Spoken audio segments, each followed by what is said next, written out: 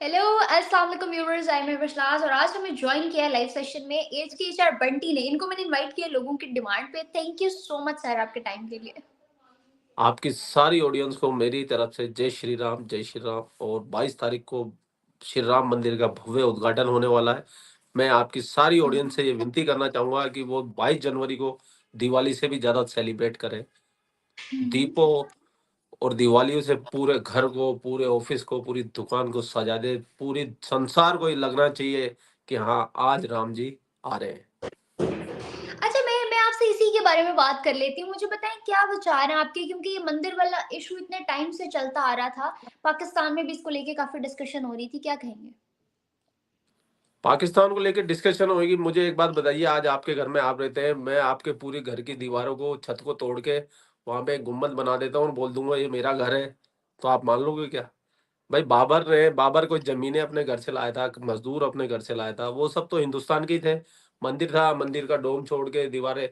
नहीं तो जब ऐसा की खुदाई हुई तो, नहीं तो हिंदू मूर्तियां और इतने सारे सबूत थोड़े ना मिलते अगर वो मंदिर नहीं होता तो। मुगलों ने क्या किया? इन्होंने आक्रमणकारी थे, सब लुटेरे थे, हिंदुस्तान को लूटने हम्म। आते थे गधे घोड़ों पे बैठकर।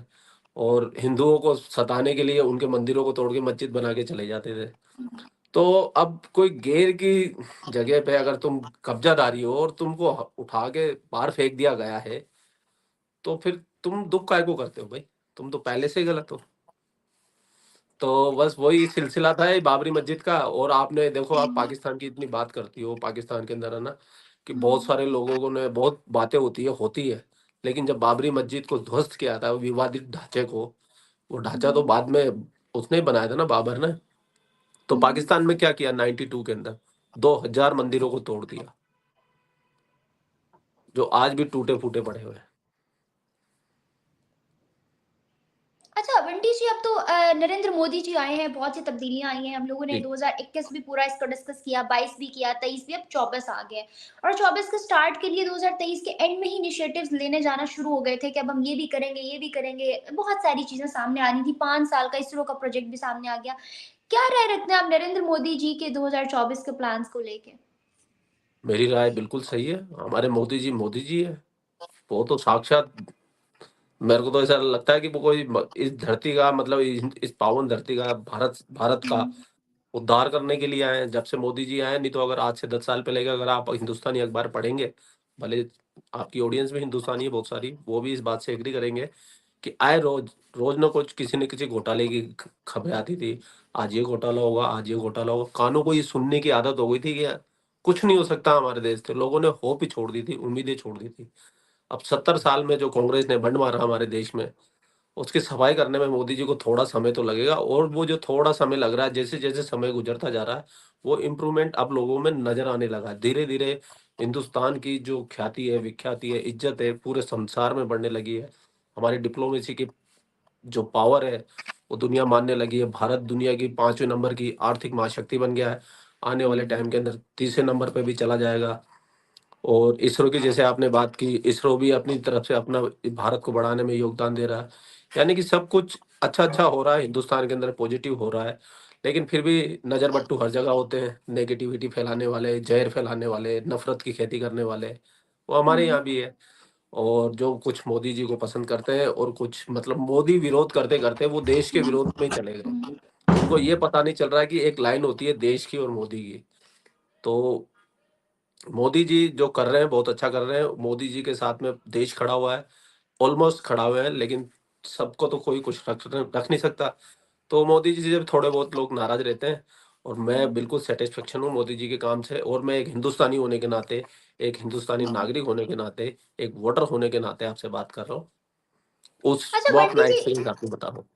ये इतने सारे लोग अभी कमेंट्स में भी बोल रहे हैं, इंडिया एक तरफ आपको पता है कि किन बढ़ाइयों पर जा रहा है, दूसरी जानिब अक्सर ऐसा होता है मैं पॉडकास्ट कर रही होती हूँ और लाइट चली जाती है। अभी लोग कह रहे हैं शुक्र है आज आपकी लाइट है। आज आपके यहाँ लाइट नहीं गई। अभी मुझे चली बोले, जाएगी। वहां पे कहीं भी नहीं जाती है क्या लाइट? नहीं, कोई रेयर केस में जाती है, जैसे कोई काम चल रहा है। जैसे मैं अपने अपने एरिया के बताऊं तो यहाँ बहुत रेयर जाती है। रेयर ऐसे जाती है कि जैसे किसी लाइन की रिपेयरिंग करनी है तो कुछ समय के लिए बंद कर देते हैं। और उसके लिए पहले अनाउंसमेंट भी हो जाता है कि 2 घंटे बंद रहेगी, 3 घंटे बंद रहेगी, या 5 घंटे बंद रहेगी। तो ऐसे लाइट जाती है और ऐसे कभी-कभी इत्तेफाक से जब भी चली जाती है, जब कोई ट्रांसफार्मर होता है वो उड़ जाए, जैसे हमारी जो जिधर से पावर आ रहा है वो उड़ जाता है, मतलब फट जाता है। जैसे तुम्हारे आतंकवादी फट जाते हैं पाकिस्तान के अंदर जैकेट लगा-लगा के बेहतर उड़ो के चक्कर में। तो ऐसे ही क्या बिजली का एक ट्रांसफार्मर होता है, वो भी फट जाता है। तो उसको सही कर वो तब लाइट चली जाती है, वो सही हो जाता है घंटे 2 घंटे में, तब चली जाती है। या फिर जैसे बहुत सारी बारिश हो या कुछ, मतलब ऐसी, मतलब ऐसे ऐसे नहीं जाती नॉर्मली कि भाई बात कर रहे हो लाइट चली गई, ऐसे नहीं होता जी। हमारे यहाँ तो ऐसा नहीं होता। बंटी जी, अगर आपको आपके कंटेंट के हवाले से पूछूं, आप रोस्टिंग वीडियोस भी करते हैं इतने टाइम से, और पाकिस्तान पे ही क्यों होती हैं वो मेजोरिटी? पाकिस्तान में आप फज़ा अली को बड़ा रोस्ट कर रहे होते हैं, इस तरह पाकिस्तान की कुछ है लोग जिन। देखिए पाकिस्तान है ना, रियायती हरीफ है हमारा, ये बात तो आप मानेंगे कि पाकिस्तान का जन्म ही एक नफरत की बुनियाद पे हुआ है। नफरत की बुनियाद मतलब नफरत, दुश्मनी। रियायती हरीफ मतलब कट्टर दुश्मन होता है, काफ़ी हिंदुओं को नाम नहीं पता होगा। पाकिस्तानी हमें रियायती हरीफ कहते हैं। जब हम तुम्हारे रियायती हरीफ है, तुम हमारे रियायती हरीफ हो, तो भाई हमारे बीच में मोहब्बत की तो कोई चीज़ ही नहीं हो सकती है।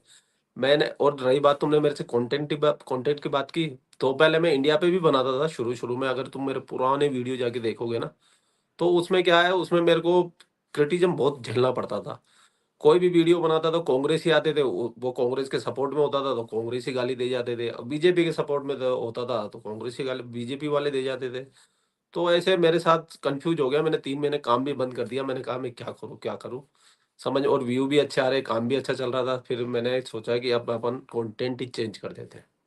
फिर मैंने पाकिस्तान के कंटेंट देखे, वहाँ पर इतना झूठ और प्रोपेगेंडा चल रहा था। और उस टाइम पे क्या है, कोई लोग थे भी नहीं ऐसे जो उनको काउंटर करने वाले हो, हिंदुस्तान की ऑडियंस को सच बताने वाले हो। वो भी क्या करते थे, हिंदुस्तानी क्रिएटर जो भी थे, अपलोडर, यूट्यूबर, वो वीडियो पाकिस्तान मीडिया से पिक करते थे और इंडिया में ऐसे कैसे, बिल्कुल उनका झूठ और प्रोपेगेंडा। तो मुझे लगा कि मुझे सच तो बताना चाहिए ना, भले इन पाकिस्तानियों का जो ये चल रहा है, वो इधर से नहीं तो उधर से देख लेंगे, कहीं न कहीं से तो देख ही लेंगे। तो कम से कम इनको सच तो बताया जाए। शुरू-शुरू में लोगों को पसंद नहीं आया, फिर बाद में लोगों को अच्छा लगने लगा, तो फिर मैं भी कंटिन्यू हो गया। करते गए, करते गए, करते गए। आज देखो तुम हमारी बेगम बन चुकी हो, पाकिस्तानी बेगम। अच्छा, ये अभी जो आपने बेगम वाली बात बोली ना यार, आई डोंट नो, लोग, मैंने कुछ दिन पहले एक पोस्ट की, पिक्चर कम्युनिटी पे लगाई, उसके नीचे पागलों की तरह भाभी भाभी भाभी लिखे, अभी भी कमेंट में बोले जा रहे हैं, बोले जा रहे हैं। मैं तब से पढ़ और रही हूँ कि ये क्या है। क्यों आपने कोई वीडियो ऐसी डाली थी, कोई क्लिप वगैरह, क्यों ऐसे करते हैं? देखो और किसी के हम, साथ तो नहीं जोड़ते? नहीं, नहीं इसलिए नहीं जोड़ते हैं क्योंकि तुम मेरी बेगम हो, इसके लिए जोड़ते हैं। मैं नेपाल नहीं आऊंगी। तो कोई बात नहीं, दुबई आ जाना। हम दुबई पहुँच जाएँगे। मुझे बताएं, इंडिया में सबसे बेस्ट और फेवरेट जगह कौन सी है? गोवा चलो। गोवा? हाँ, सुना है नाम कभी? गोवा वाले बीच पे। वो वाला हाँ, गोवा? वो गोवा के बीच में अभी न्यू ईयर के टाइम में पाँव रखने की भी जगह नहीं मिली है वहाँ पर। इतनी भीड़, ऐसा लग रहा है पूरा हिंदुस्तान ही गोवा पहुँच गया है। बहुत नाइस। मैं भी खूबसूरत है अक्सर गोवा। आपसे बात कर रही होती हूँ तो आप मुझे कहते हैं मैं गोवा जा रहा हूँ, क्यों, ऐसा मैं क्या है वहां मैं पे? गोवा नहीं बोलता, मैं गोवा नहीं जाता हूँ, मैं मुंबई जाता हूँ मैं। Okay okay okay okay. आप आउट तो होते हैं ना अक्सर? हाँ, कभी-कभी कोई ऐसे काम पड़ जाते हैं, आउट होना पड़ता है, कई बार फैमिली की वजह से आउट होना पड़ता है। अभी जैसे कुछ घर में प्रॉब्लम थी, हॉस्पिटल वगैरह था, किसी को मतलब माताजी को ही ऑपरेशन था, तो 4 दिन से गायब था। वीडियो भी नहीं गया इंडियन मीडिया पे। आज ही तो आया हूँ मैं सुबह। आपने भी तो टाइम ले रहे थे। मैंने क्या बोला, अभी थोड़ा बिज़ी चल रहा हूँ, निजी लाइफ़ के अंदर व्यवस्था चल रही है, तो इस वजह से। पंडित जी के लिए ऑडियंस मुझे बहुत ज्यादा कहती है आप उनके साथ पॉडकास्ट किया करें, लेकिन इनसे टाइम लेने के लिए ना 2 हफ्ते इनसे पूछना पड़ता है आप कब फ्री हैं, और जब ये टाइम दे देते हैं तो फिर इतना गलत टाइम देते हैं कि उस टाइम पे मैं बाहर शूट पे होती हूँ। खैर, ये आपने हैट किससे इम्प्रेस होके पहनी हुई है? ये हैट मैं तुमको, इस यही हैट पहनाना चाहता हूँ मैं तुमको, अपने हाथों से। अपनी हैट उतारूँगा और मैं तुम्हें पहनाना चाहता हूँ, इसलिए पहनी है। एक बात बताइए, ये ठरक इंडियन होने की वजह से है, लड़का होने की वजह से है, या बंटी होने की वजह से है? ये ऐसा कुछ भी नहीं है, मैं बहुत शरीफ आदमी हूँ। अगर तुम मेरे जो, मतलब मुझे जानने वाले जितने भी इतने सालों से मुझे जान रहे हैं, वो मुझे निहायत ही शरीफ समझते हैं, और मैं हूँ भी शरीफ, क्योंकि मैं कोई ऐसा लुच्चापना किसी के साथ करता नहीं हूँ मैं। बस तुम्हारे साथ में तुमने एक दिन बोला कि नहीं तुम मेरे शौहर हो, ये हो, वो हो, मीठी-मीठी बातें करी, तो मैंने कहा ठीक है, आज से तुम मेरी बेगम। मैंने कभी नहीं बोला, मैंने कहा ये देखा, ये इंडियंस, ये दोगलापन है। अभी इंडियंस जो है ना मुझे सपोर्ट करेंगे इस चीज़ में, दे नो वेरी वेल। ये ऑडियंस ने ही बोला और वहाँ से ये बात चली, मैंने कुछ नहीं बोला। क्यों अब देख लो पिटवाएँगे, जो क्यों भी है। मेरे से निकलवाएँगे? नहीं नहीं, मैं तो देखो, मैं तो ज्यादा कमेंट पढ़ नहीं पाता हूँ, मैं तो अपने कमेंट पढ़ लेता हूँ, उन्हीं को रिप्लाई कर देता हूँ। आपके कमेंट तो आप जैसा कि आपने कहा कि आप पढ़ रहे हो, देख भी रहे हो, मुझे तो दिख भी नहीं रहे। तो मैं एक सेकंड, एक काम, तुम यूट्यूब पे लाइव हो अभी? हाँ, यूट्यूब पे लाइव हूँ, वहाँ से खोल लें। ठीक। अच्छा, एक सेकंड मैकबुक देना। अच्छा, तो अच्छा मैं मुझे क्या बोल मुझे रहा था? बताएँ, आप हाँ, जो हमेशा मुझे कमेंट की नेपाल बात का कही आपने, जो जो लोग बोलते हैं, देखो लोग भी इंजॉय करते हैं, वो भी चाहते हैं कि मेरा घर बच जाए, एक पाकिस्तानी लड़की हिंदुस्तान की बहू बन के आ जाए। अब सीमा आ गई है, देखो उसके 1 मिलियन से भी ज्यादा फॉलोवर हो गए। लोग प्यार कर रहे हैं ना, सपोर्ट कर रहे हैं ना। तुम भी आ जाओगी, तुमको भी बहुत सपोर्ट करेगा, मीडिया ट्रायल मिलेगा। मैं तो कहता हूँ सीमा वाले रास्ते से आओ, ताकि ज्यादा से ज्यादा तुम्हें वो मिले, क्या बोलते हैं, मीडिया कवरेज मिले, ताकि तुम वायरल हो, हिंदुस्तान में आके तुम ब्लॉग बनाओ, और फिर वैसे भी तुम। मेरे को ऐसा मीडिया कवरेज नहीं चाहिए, फिर नाज़िया इलाही खान जैसे लोग मुझे रोस्ट कर देंगे बैठ के, और आप भी सबसे पहले रोस्टिंग वीडियो बनाएँगे मैं मेरे काय पे। को रोस्ट करूंगा? मैं अपनी बेगम को क्यों रोस्ट करूंगा? तुम्हारा दिमाग खराब है? अच्छा मुझे एक बात बताएँ, आप हमेशा मुझसे पूछते हैं नेपाल आने का, इंडिया आने का, आप खुद कभी पाकिस्तान क्यों नहीं आना चाहते? What's the reason behind? Pakistan, Pakistan कोई आने की जगह है? जीता जागता नरक है, नरक झन्नूम जिसे कहते हैं पाकिस्तान। पाकिस्तान में क्या डोंट है? कुछ इवन भी तो नहीं डेयर, है। खबरदार जो मेरे मुल्क को कुछ कहा तो।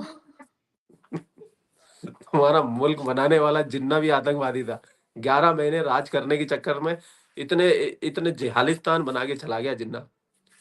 यार ऐसे तो मत बोलो, मेरे मुल्क को, मेरा घर है ये।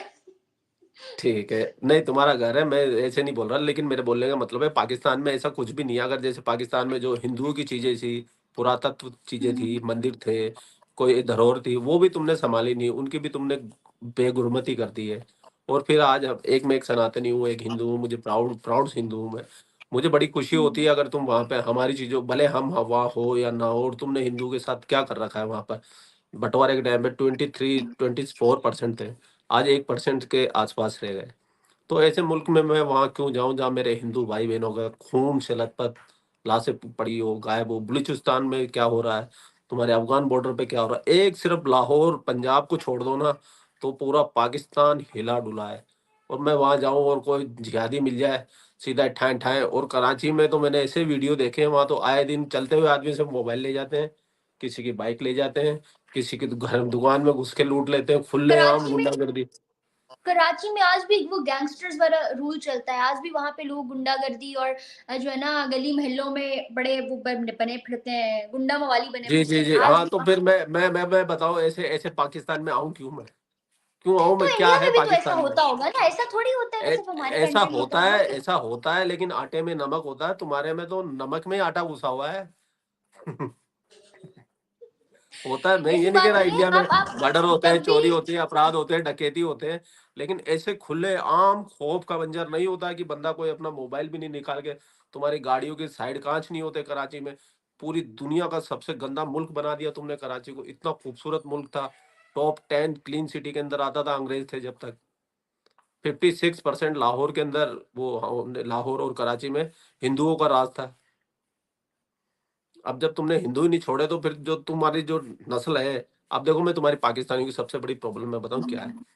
देखो, तुम मुसलमान तो हो नहीं, असली अरबी हो नहीं, यूएई वाले हो नहीं तुम। असली मुसलमान है वो, तुम्हारे पूर्वज थे, मतलब उन्होंने इस्लाम धर्म अपनाया, भले वो इन्फ्लुएंस में आके अपनाया हो, चाहे डर के अपनाया हो, अपनाया उन्होंने। थे सारे हिंदू हिंदुस्तानी, उन्होंने अपना लिया। अब क्या है कि तुम, ना तो वो अरबी बन पाए, ना तुम हिंदू रह पाए, तुम बन गई हो बीच की नस्ल, एक अजीबो गरीब नस्ल जो दुनिया के सर की दर्द बन चुकी है।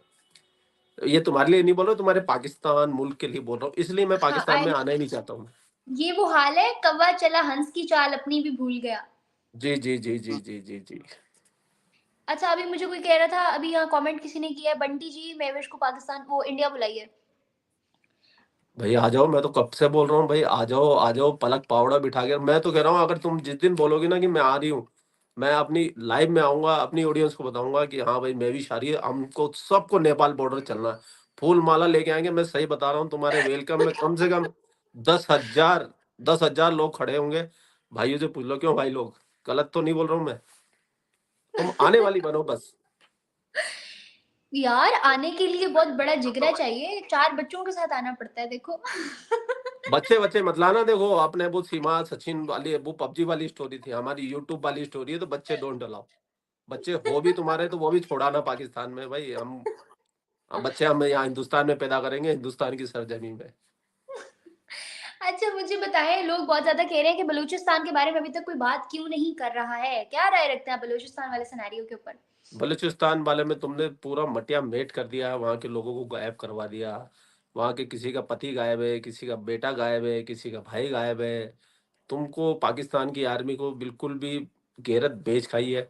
1971 बना था बांग्लादेश में, जो किया आज बलूचिस्तान के अंदर हो रहा है। अब आप बताइए पाकिस्तान के बारे में, तो आप मुझसे ज़्यादा बेहतर बताइए, अगर मैं गलत बोल रहा हूँ तो। असल में यहाँ पे जो सूरत-ए-हाल आज बलूचिस्तान में लोगों को दिख रही है ना, वो आज से क कुछ वर्ष पहले, बल्कि अभी भी पाकिस्तान लोगों का माइंडसेट है कि वो सूरत-ए-हाल बलूचिस्तान में नहीं, आज भी वो कश्मीर में है, इंडिया वाले कश्मीर में है, आज भी वहाँ वैसी सिनेरियोज़ होते हैं। आज भी आप किसी पाकिस्तानी से पूछ लें कि बलूचिस्तान का क्या हाल है, तो वो कहेंगे कुछ भी नहीं, खुश हैं सब, ठीक से रह रहे हैं, ऐसा क्या हो गया, यहाँ पे तो कुछ हुआ ही नहीं है। हालाँकि गिलगित-बल्तिस्तान वाले एरिया को जो है एलन मस्क ने भी रिकॉग्नाइज़ करवाया अपने ट्विटर के ऊपर as a part of India. और आपके ही एक जर्नलिस्ट ने, इंडियन जर्नलिस्ट ने मुझे चैलेंज किया था पॉडकास्ट में आके कि हम लोग 2024 के एंड तक आपसे कश्मीर लेकर दिखाएँगे। बिल्कुल ले लेंगे, मैं ये क्या है इसके अंदर, 2024 नहीं तो 25 में ले लेंगे। लेकिन ये बात बिल्कुल तय है कि जो पीओके तुमने संभाल रखा ना, जिसको तुम आज़ाद कश्मीर कहते हो, हुँ। वो तुम्हारा है ही नहीं। वो भी तुमने कब्ज़ा किया हुआ है। इतना कॉन्फिडेंस कैसे आया? इतना कॉन्फिडेंस ऐसे आया कि हमारे अमित शाह जी एक डायलॉग देते हैं, हुँ। उनका एक वो मीम भी बहुत वायरल है। पीओके की बात चल रही थी, जान दे देंगे इसके लिए। क्या बोला अमित शाह जी ने? जान दे देंगे। अगर अमित शाह जी जान दे सकते हैं ना, तो वो पीओके को ले भी सकते हैं, और देख लेना ये जल्दी, बहुत जल्दी हो गया। नहीं तो 370 के बारे में भी तो आप लोग यही बोलते थे, हटा के दिखाए, ये करके दिखाए, हम वो कर देंगे, हम ये फाड़ देंगे, हम वो कर देंगे। 4 साल हो गए, कुछ नहीं कर पाए तुम, कुछ नहीं कर पाए। बस अभी इंडिया 300 के साथ जो छोटी मोटी ट्रेड होती थी वो बंद कर दी। बंद करके भी तुमने अपना ही नुकसान किया। कुछ दिन पहले जो 370 एब्रोगेशन वाला दोबारा सारा सीन चला था, आपने देखा होगा शायद, उसकी न्यूज़ देखी है? हाँ, वो सुप्रीम कोर्ट में गया था। सुप्रीम कोर्ट से पाकिस्तानियों को बड़ी उम्मीद थी कि भाई सुप्रीम कोर्ट भी हुँ, हुँ। 370 को रिमूव कर देगा, शायद एक आखिरी उम्मीद बची हुई थी पाकिस्तानियों की।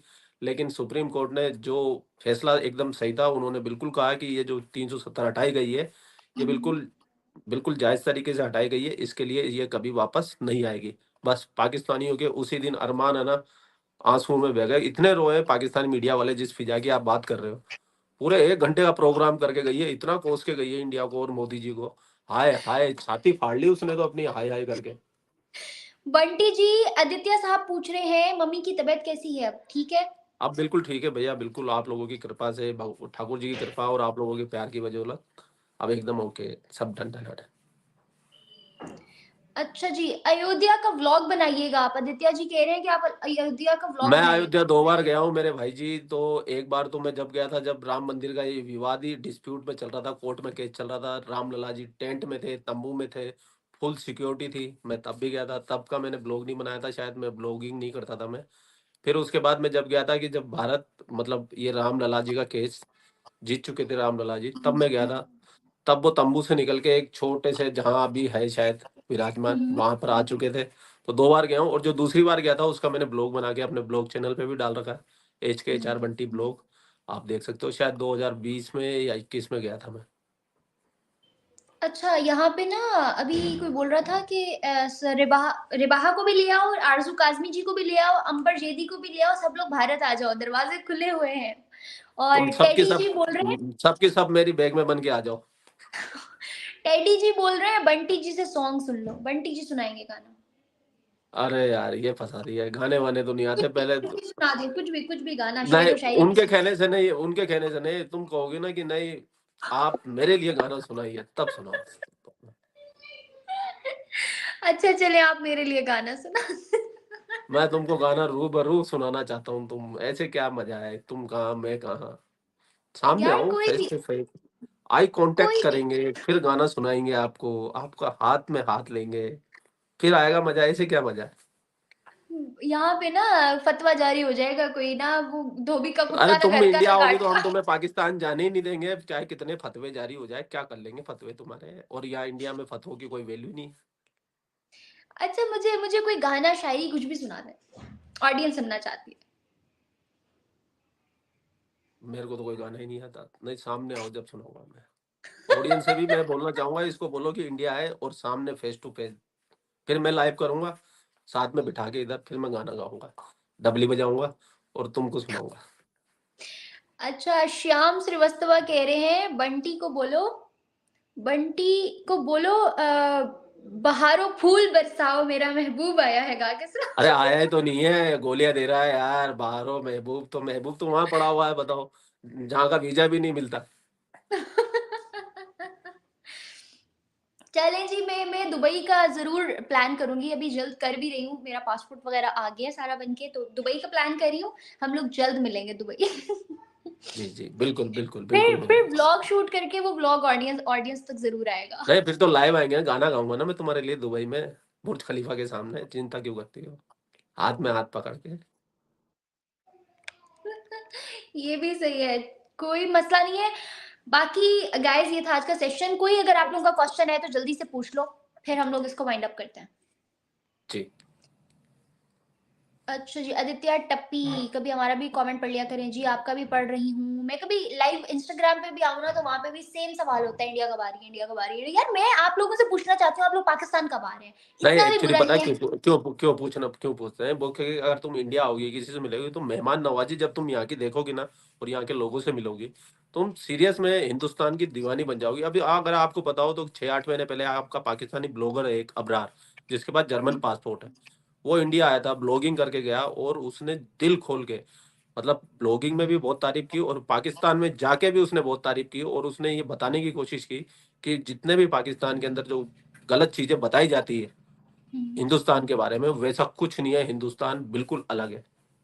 तो मैं ये चाहता हूँ, हमारी ऑडियंस भी यही चाहती है, उनकी भावना गलत नहीं है कि वो आ जाओगी तो तुमको पकड़ लेंगे, तुम्हारे कपड़े-वपड़े फाड़ देंगे, मारेंगे, पीटेंगे, हुँ। ऐसा कुछ भी नहीं है। वो चाहते हैं कि आओ तुम, आओ हम तुम्हें कितने वेलकमिंग लोग हैं, हम तुम्हें ये दिखाना चाहते हैं, इसलिए बोलते हैं। कपिल जैन कह रहे हैं सना को साथ लाओ बंटी के सामने। भारत संकल कह रहे हैं महविश आपको सुहेब भाई कैसे लगते हैं? हैं? शादी कर लो उससे। रंजीत मेनन कह रहे हैं I will come much early. Akash Raj भाई वहाँ आटा नहीं है। ओ यार आटा है यहाँ पे, आप लोग भी आओ जरा ब्लॉगर बन के यहाँ पे, हम बताएं आटा है या नहीं। आटा 150 रुपए किलो है, ये भी तो बता दो, पूरी बात बताया करो ना।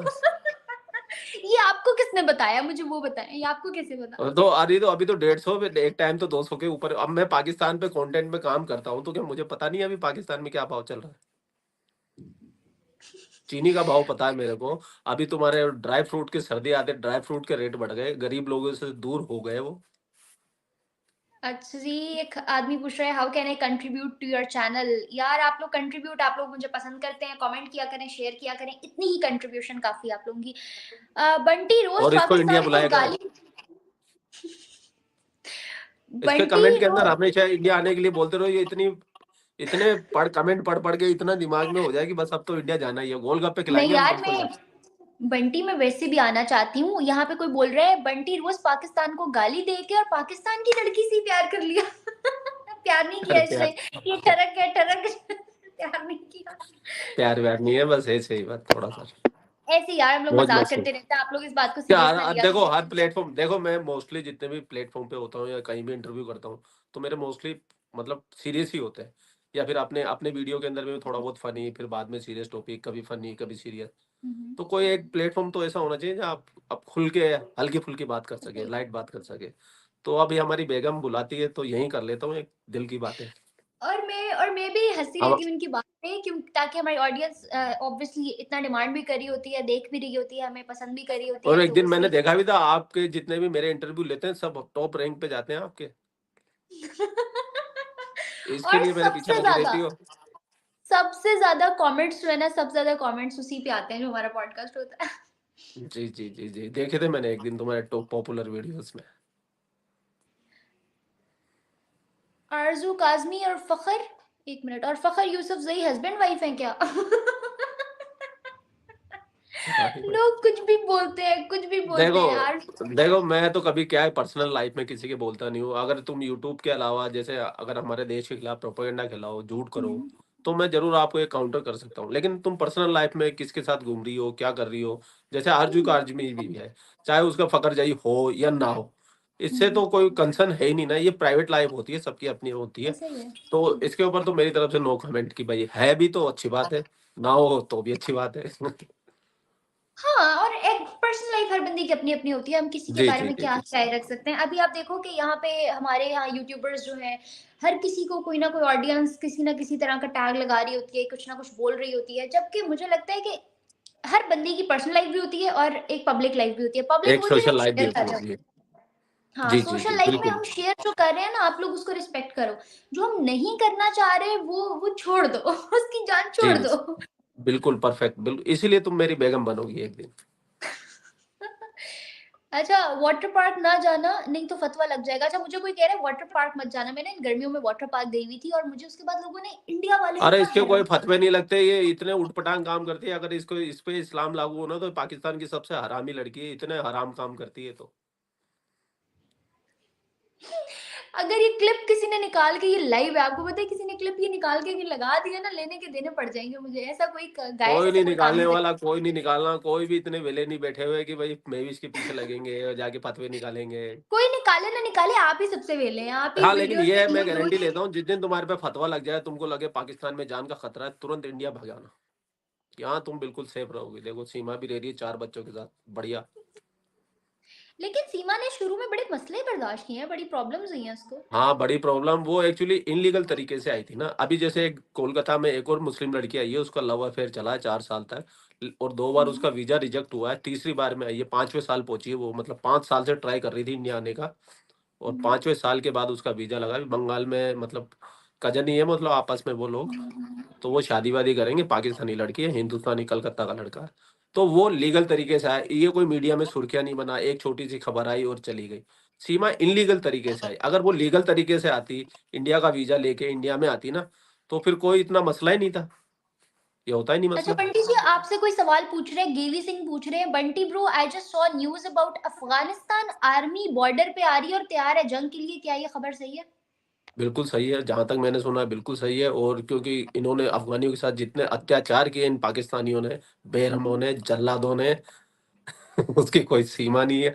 17 लाख अफ़गानियों को पहले तो वो उनको अपने घर से निकाल दिया। जब तक उनके नाम से खैरात आती रही, जब तक तो खाते रहे। जैसे खैरात आनी बंद हुई शरणार्थियों की, उनको सबको बाहर निकाल के फेंक दिया।